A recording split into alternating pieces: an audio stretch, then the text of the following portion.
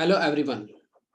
इस वीडियो में जो मैं लेक्चर दे रहा हूँ, जो वीडियो आपकी होगी वो 12th क्लास के स्टूडेंट्स के लिए होगी।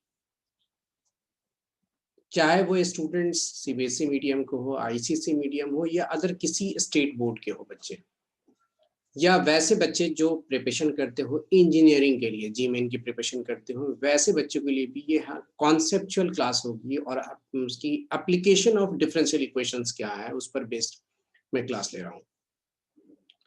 तो हर वीडियो को मैं छोटे छोटे रूप में बताऊंगा और उसकी एप्लीकेशन, जो डिफरेंशियल इक्वेशन है उसकी एप्लीकेशन क्या होगी। वैसे तो डिफरेंशियल इक्वेशन है बहुत ही इंपॉर्टेंट टॉपिक्स है और फर्दर जो 12th क्लास के बाद इंजीनियरिंग में या जो बच्चे अदर जो ग्रेजुएशन में जाकर के किसी भी स्ट्रीम का बच्चा हो, अगर उसकी मैथ आती है तो उसकी जरूरत पड़ती है वहां पर।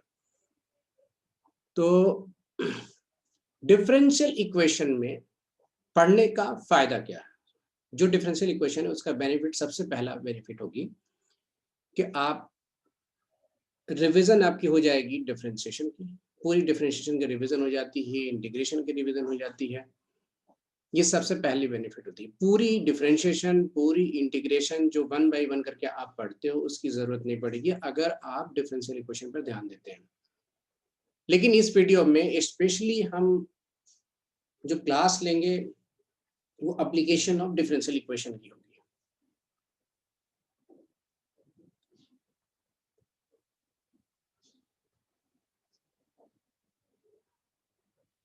क्वेश्चंस, आखिर डिफरेंशियल इक्वेशन का जनरल लाइफ में इस्तेमाल कहाँ होगा? क्वेश्चन आपको दिख रहा होगा, 20 नंबर क्वेश्चन आप देख रहे होंगे।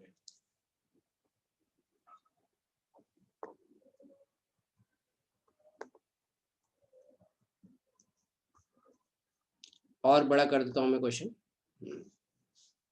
इन a bank principal increases continuously at the rate of r% per year. Find the value of r if rupees 100 double itself in 10 years. किसी बैंक में आपका जो पैसा है, जो प्रिंसिपल का मतलब होता है आपने जो पैसे डिपॉजिट किए, जो आपका अमाउंट है वो उसने इंक्रीजेस हो रही है, कंटिन्यूसली इंक्रीज कर रहा है। r% नहीं रखा हुआ, 5% है, 6% है, 4% है, ये पता नहीं हुए, 6.5% है, ये मुझे आइडिया नहीं है। At the rate of r% per year का मतलब होता है कि टाइम के रिस्पेक्ट में इंक्रीज कर रही है आपको principal. Find the value of R, R की वैल्यू निकालनी है। अगर आपका 100 रुपया डबल हो जाता है 10 साल में, 100 रुपया डबल इटसेल्फ इन 10 ईयर्स, ऐसा नहीं कि 100 रुपया हो गया, 100 रुपया हो जाता है डबल 10 साल में, 200 रुपया हो जाते हैं। और एक वैल्यू गिवन है log 2 बेस की वैल्यू 0.6931। ताकि इस क्वेश्चन को हम डिफरेंशियल इक्वेशन से कैसे बनाएंगे, उसको क्वेश्चन देखने से लग रहा है कि ये क्वेश्चन हमारा कंपाउंड इंटरेस्ट का क्वेश्चन है। प्रिंसिपल हमारा 100 रुपया है और 10 साल में हमारा 200 रुपया प्रिंसिपल हो जाता है, तो मैं रेट निकाल लूंगा आसानी से। a is equal to p into 1 plus r upon 100 की पावर t से हमें r की वैल्यू निकाल लेंगे और लॉग टेबल से दिखा लेंगे, क्वेश्चन बन जाएगी। बट मुझे बताने का मकसद यहाँ पर है कि डिफरेंशियल इक्वेशंस से कैसे बनेंगे क्वेश्चंस, क्या जरूरत पड़ेगी, कैसे क्वेश्चंस अप्लाई होगी। तो यहाँ पर देखिए, बोर्ड पर आइए आप इस क्वेश्चंस को, आपने क्वेश्चन देख लिया कि प्रिंसिपल टाइम के रिस्पेक्ट में चेंजिंग हो रही है। जब rate of change of time हो या रेट ऑफ चेंज ऑफ किसी भी चीज के रिस्पेक्ट में जब चेंजिंग को जो होती है तो वो डेरिवेटिव के रूप में आता है, डिफरेंशिएशन कहलाता है वो। तो प्रिंसिपल का चेंज टाइम के रेस्पेक्ट में है तो इसका मतलब है कि dp अपॉन dt, प्रिंसिपल को p मानते हैं और टाइम के रेस्पेक्ट में चेंजिंग होती है तो dp अपॉन dt लिख सकते हैं। और y का जैसे चेंजिंग x के रेस्पेक्ट में होता है तो मैं dy बाई dx लिखता हूँ, उसी तरह से dp अपॉन dx लिखेंगे यहाँ।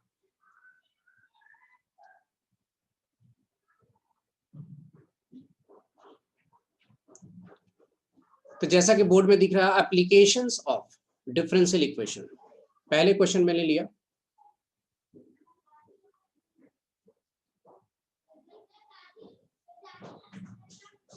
उस क्वेश्चन की सॉल्यूशन क्या होगी। क्वेश्चन मैं दिखा चुका हूं मैं आपको, सॉल्यूशन क्या होगी, रेट परसेंट फाइंड करनी है आपको। गिवन क्या है, पैसा 100 रुपया है, प्रिंसिपल 100 रुपया है और 10 साल में डबल हो जा रहे हैं, यानी प्रिंसिपल आपका 100 रुपये है, गिवन है ये, और टाइम आपका दे रखा है 10 इयर्स, और 10 साल के बाद, या कह सकते हो आप after 10 years principal becomes ₹200, double हो जा रहे हैं। और गिवन क्या दे रखा है, log 2 बेस ई की वैल्यू दे रखा है 0.69,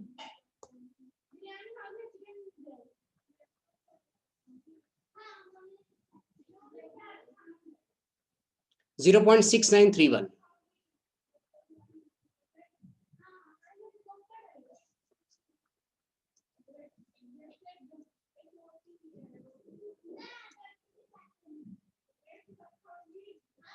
ये वैल्यू दे रखा है ये। तो सबसे पहले क्वेश्चंस कैसे, शुरुआत कैसे करें, कहाँ से करें, हम तो कंपाउंड इंटरेस्ट, सिंपल इंटरेस्ट के फॉर्मूले से नहीं बनाऊंगा मैं, डिफरेंशियल इक्वेशन पढ़ रहे हम लोग। तो मान लो कि आपकी प्रिंसिपल टी है, late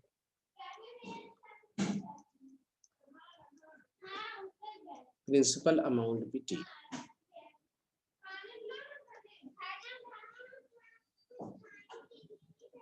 P sorry P, principal amount भी पी,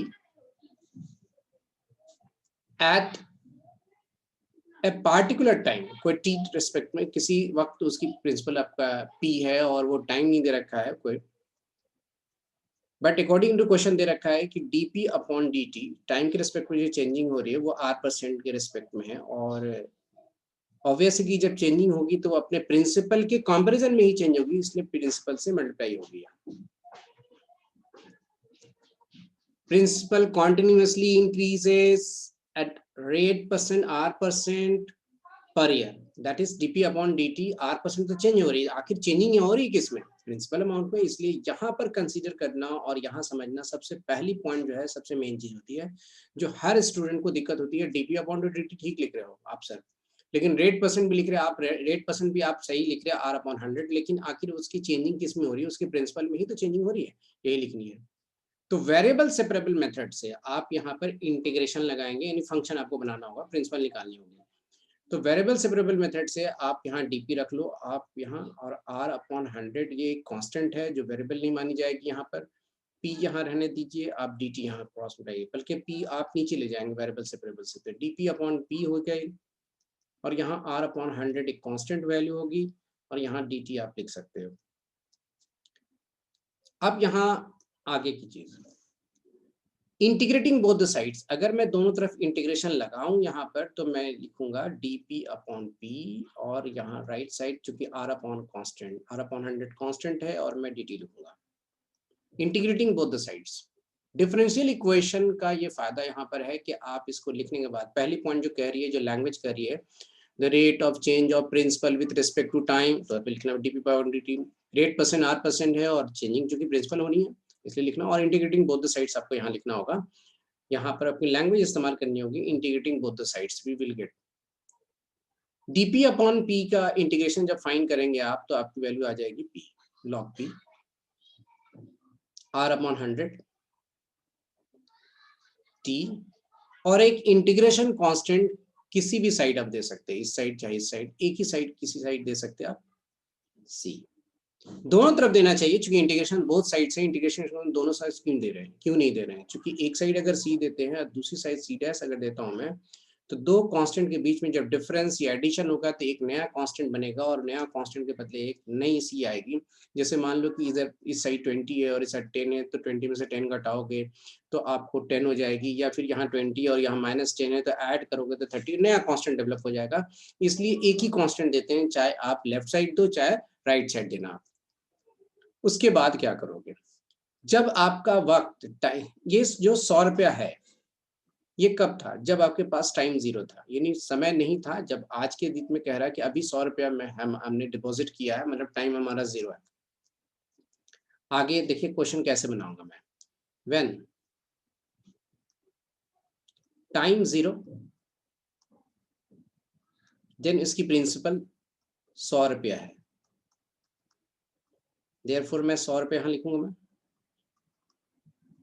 टाइम 0 है तो ऑब्वियसली कि यहाँ टाइम 0 लिखूंगा तो सारी 0 हो जाएगी, और सी की वैल्यू जो आर्बिट्री कांस्टेंट है वो फाइंड हो गया आपका, देयरफॉर सी की वैल्यू आपको फाइंड हो जा रही है यहाँ पर 100।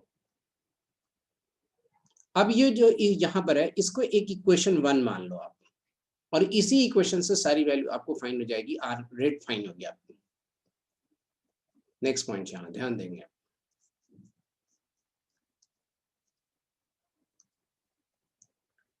अगर आपका टाइम व्हेन टाइम 10 इयर्स हो जाता है तो आपका प्रिंसिपल कितना हो जाता है, देन P बिकम्स 200 रुपीज। जब 200 रुपये हो जाता है तो log P की स्थान पर आप 200 लिखेंगे, R अपॉन 100 लिखेंगे, लिखोगे कि नहीं, 10 लिखोगे, प्लस C की जगह पर तो आप लिखोगे log 100, ये कैंसिल हो गया। log 100 को लेफ्ट साइड लाएंगे तो आपको मिलेगी log 200 minus log 100, R upon 10। log a minus log b का फॉर्मूला आप जानते ही हो कि log a अपॉन b होता है, जैसे 0 0 कट जाएगी 2 वैल्यू आएगी, R अपॉन 100। कैलकुलस में जब log 2 लिखा है तो बेस ही होता है यहाँ पर, और log 2 बेस की वैल्यू जो है ये अप्लाई कर लो, यहाँ पर रख दो आप। जैसे यहाँ पर 0.6931 जब लिखोगे यहाँ पर 0.6931, और R की वैल्यू जब निकालना शुरू करोगे तो 10 से मल्टीप्लाई करोगे, दैट इज 6.938% आपको फाइन हो जाएगी, ये R फाइन हो गया। This is your final answer. तो देयर वो यहाँ से स्टार्ट है हमारा, ध्यान से सुनोगे, मैंने अलग अलग कलर से इसलिए लिख दिया कि आपको समझ आए कि स्टेप क्या है हमारा।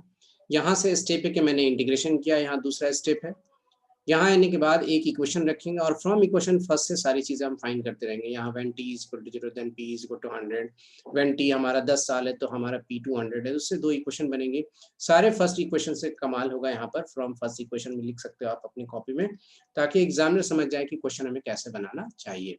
तो इससे R% की वैल्यू डिफरेंशियल इक्वेशन से फाइंड हो जाती है। लेकिन किस बच्चे को, जिसे पता है कि वेरिएबल सेपरेबल क्या है, जिसे पता है कि डिफरेंशियल इक्वेशन कैसे बनाते हैं, जिसे पता है कि डेरिवेटिव क्या है, इन डिफरेंशिएशन और इंटीग्रेशन का जो मिक्स रूप जो आएगा दैट इज डिफरेंशियल इक्वेशन। और ये बहुत ही अच्छा इंपॉर्टेंट सवाल है जहां पर डिफरेंशियल इक्वेशन का यूज हो जा रहा है। ओके, इसी तरह का एप्लीकेशन का क्वेश्चंस आप बहुत सारे वर्ड प्रॉब्लम्स में एप्लीकेशन ऑफ डिफरेंशियल इक्वेशंस आप पढ़ सकते हैं आप। ओके,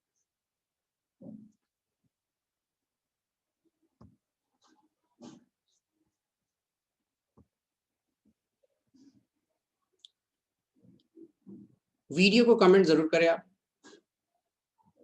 सब्सक्राइब प्लीज सब्सक्राइब और लाइक करें हमारी वीडियो को। और मैं हर छोटी छोटी वीडियो को जो इंपॉर्टेंट क्वेश्चंस होंगे, चाहे वो डिफरेंशियल इक्वेशंस का पार्ट होगा, चाहे वो इंटीग्रेशन की पार्ट होगी, चाहे वो कंटिन्यूटी की पार्ट होगी, सारी वीडियो छोटे छोटे डालूंगा, रखूंगा मैं।